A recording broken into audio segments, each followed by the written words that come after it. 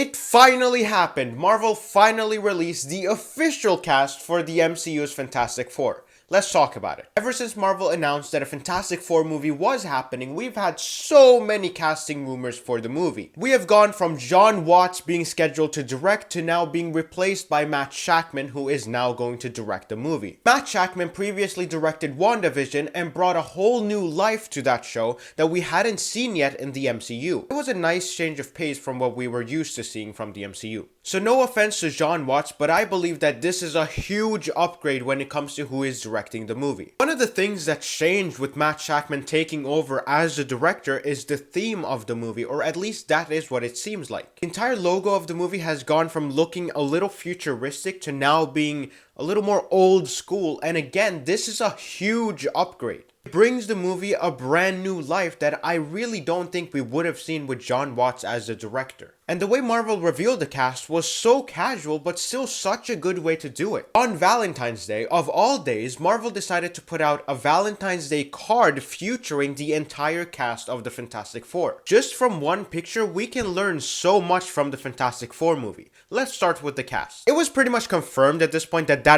Pedro Pascal was going to play Mr. Fantastic, aka Reed Richards. I'm pretty sure everyone knows who Pedro Pascal is. You've probably seen him in The Last of Us, The Mandalorian, Narcos, Kingsman, and so many more. At the same time, you probably have also seen him on TikTok with the countless edits that are of him on that app. They're pretty awesome. Vanessa Kirby will be playing the invincible woman, Sue Storm. You might know Vanessa Kirby from The Crown, Mission Impossible, Pieces of a Woman, or even Napoleon. The brother of Sue Storm, Johnny Storm, aka the Human Torch, will be played by none other than Joseph Quinn. I'm sure all the Stranger Things fans had a blast with that casting. What the hell is he doing in the role of Johnny Storm? No, but in all honesty, he's not a bad actor and he will probably do great in the role.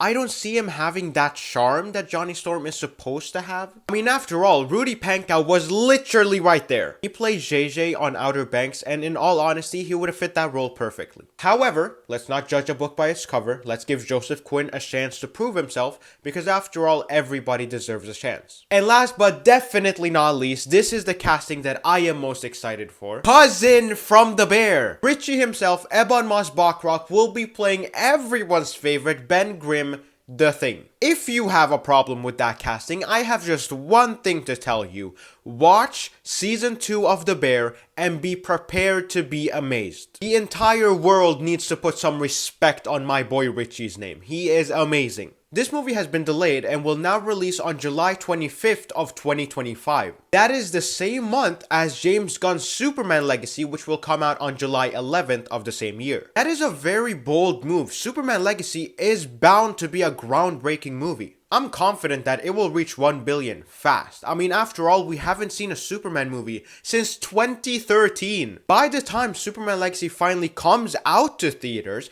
we wouldn't have had a live-action stand-alone Superman movie for 12 years. James Gunn is also directing. This movie is going to be amazing. You just know it. So it is bold that Marvel believes that they can rival Superman Legacy with the Fantastic Four. And I mean, if you really think about it, 2025 is going to be just a bunch of amazing movies. Moving back to the Fantastic Four, however, that wasn't all we found out from the card. We now know that the Fantastic Four will not take place in real time. It won't take place in the present day, and instead it will happen in the past. We know this because if you pay attention to the newspaper that the Thing is reading in the card, it is actually a real newspaper from the year 1963. I mean, it was right under our noses this entire time. Doctor Strange even teased this by saying Fantastic Four, didn't you guys shard in the 60s? And Doctor Strange in the Multiverse of Madness. Obviously, this news comes with a lot of questions because one would think that Marvel's first family would play a very big role in the MCU. But how are they going to be important if they're not in the present day? And how is it that no one apart from Doctor Strange has even mentioned the Fantastic Four? You mean to tell me that there was this whole family with superpowers in the 60s that would probably be really famous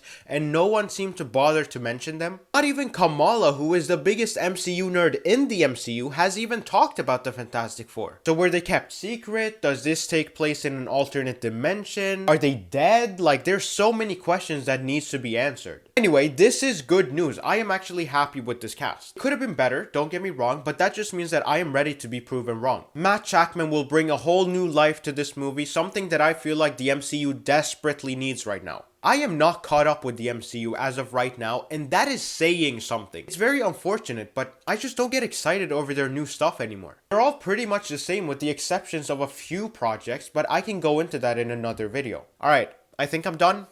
Bye.